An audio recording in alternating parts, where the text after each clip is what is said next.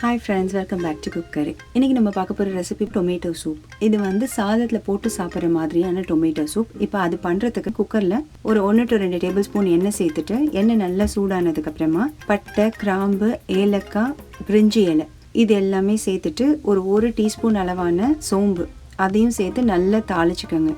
அதாவது சோம்போட கலர் வந்து நல்லா மாறணும். அந்த க்ரீன் பச்சை கலர்லேருந்து ஒரு மாதிரி டார்க் கலருக்கு மாறும். அது வரைக்கும் நல்லா வதக்கிடலாம்.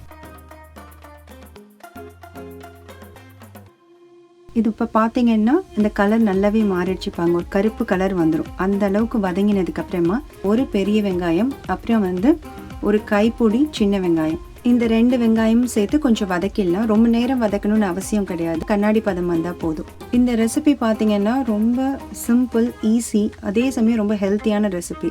வெங்காயம் வதங்கினதுக்கு அப்புறமா இதில் வந்து ஒரு முழு பூண்டு, ஃபுல் பூண்டை வந்து அப்படியே உரிச்சு இதில் சேர்த்துருக்கேன். கூடவே ஒரு சின்ன துண்டு இஞ்சியை சும்மா ஒன்றும் பாதியமாக நசுக்கி சேர்த்துட்டு காரத்துக்கு ஏற்ற பச்சை மிளகாய், பெரிய பச்சை மிளகாயில் 2 பச்சை மிளகாய் சேர்த்துருக்கேன். அடுத்தது தக்காளி வந்து இதில் பெரிய சைஸ் தக்காளியாக இருந்தால் 4 சேர்த்துக்கோங்க. ரொம்ப சின்ன சைஸாக இருந்தால் 8 தக்காளி. இதில் மெயின் இன்க்ரீடியன்ட் தக்காளி தான். ஸோ அதனால இதுதான் கொஞ்சம் நம்ம ஜாஸ்தி சேர்க்க போகிறோம். தக்காளி சேர்த்து இது எல்லாத்தையும் ஒரு தடவை நல்லா மிக்ஸ் பண்ணிக்கோங்க, கலந்து விட்டுட்டு அடுத்தது இல்லை ஒரு 1/4 டீஸ்பூன் மஞ்சத்தூள், 1 டீஸ்பூன் ஜீரகத்தூள், 1 டீஸ்பூன் மிளகுத்தூள், அதே மாதிரி 1 டீஸ்பூன் கொத்தமல்லி தூள், தேவைக்கான அளவு உப்பு.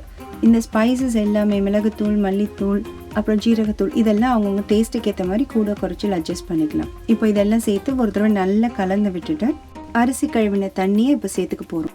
அரிசியை கழுவிட்டு தண்ணியை கீழே ஊற்றிட்டு 2வது தடவை கழுவுறது வந்து நல்ல தண்ணி சேர்த்து கழுவி அந்த தண்ணியில் 1 கப் இப்போ அதை சேர்த்துக்க போகிறோம்.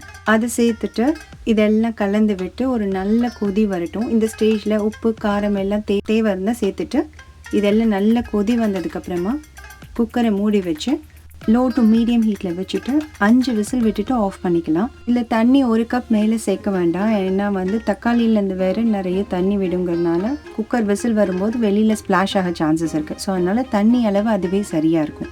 இப்போ 5 விசில் விட்டு ப்ரெஷர் ரிலீஸ் ஆனதுக்கப்புறம் வெயிட் எடுத்துகிட்டு நம்ம குக்கரை ஓப்பன் பண்ணி பார்த்தீங்கன்னா தக்காளி எல்லாமே நல்லாவே குக்காக இருக்கும் 5 விசிலில். இப்போ இந்த ஸ்டேஜ் வந்ததுக்கு அப்புறமா அடுத்து நம்ம இதில் ஒரு தேங்காய் பேஸ்ட் சேர்க்க போகிறோம். அதுக்கு முன்னாடி திருப்பி ஸ்டவ் ஆன் பண்ணி தக்காளி சூப்பை கொதிக்க விடலாம். இது இப்போ கொதி வந்துட்டு இருக்க ஸ்டேஜில் ஒரு 1/4 கப் தேங்காய், அப்புறம் 1/2 டீஸ்பூன் கசகசா, இது ரெண்டும் சேர்த்து நல்லா பேஸ்ட்டை அரைச்சிட்டு இந்த தக்காளி சூப் கொதிக்க ஆரம்பித்ததும் அதில் சேர்த்து ஒரு நல்ல ஒரு மிக்ஸ் கொடுத்துட்டு சின்ன கொதி வந்ததும் ஸ்டவ் ஆஃப் பண்ணிடலாம்.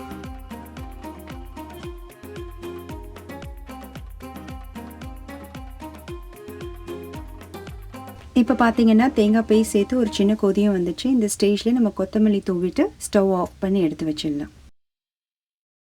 அவ்வளோதான், நம்ம சாதத்து கூட சர்வ் பண்ணுற சிம்பிளான ஹெல்த்தியான தக்காளி சூப் இப்போ ரெடி பண்ணிட்டோம். இந்த ரெசிபி ட்ரை பண்ணி பார்த்துட்டு கண்டிப்பாக உங்கள் கமெண்ட் ஷேர் பண்ணுங்கள்.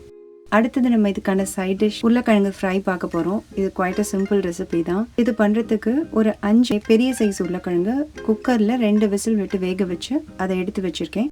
இப்போ பேனில் 1 to 2 டேபிள் ஸ்பூன் எண்ணெய் சேர்த்துக்கோங்க. எண்ணெய் நல்லா சூடானதுக்கப்புறமா வேக வச்சு எடுத்து வச்ச உருளைக்கிழங்க தோலோட நீட்ட வாக்கில் கட் பண்ணி அதை இப்போ இதில் சேர்த்துக்க போகிறோம். எண்ணெய் சூடானதுக்கப்புறமா உருளைக்கிழங்கு சேர்த்து நல்லா கலந்து விட்டுடலாம்.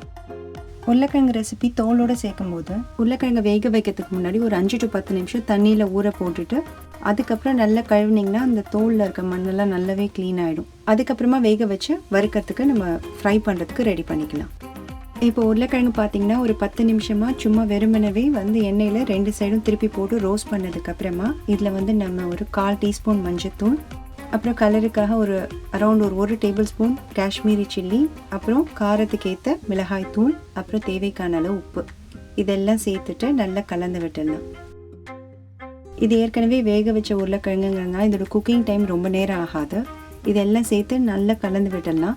இது கொஞ்சம் நேரம் ரோஸ்ட் ஆகிற வரைக்கும் நம்ம இதை வந்து வெயிட் பண்ணலாம். இந்த ரெசிபி இந்த மாதிரி உருளைக்கிழங்கு தோலோடு பண்ணி பாருங்கள். டைம் போக போக தோல் வந்து கிறிஸ்ப் ஆகிடும். இதை சேர்த்து சாப்பிடும்போது ரொம்பவே நல்லாயிருக்கும்.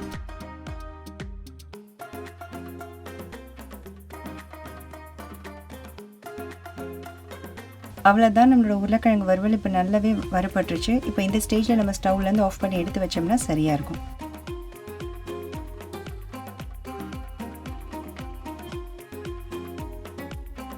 சிம்பிளான உருளைக்கிழங்கு வறுவல் தக்காளி சூப் இந்த ரெசிபி எப்படி இருந்ததுன்னு ட்ரை பண்ணி பார்த்துட்டு உங்கள் கமெண்ட் ஷேர் பண்ணுங்கள். உங்களுக்கு இந்த வீடியோ பிடிச்சா please like, share and subscribe to CooCurry.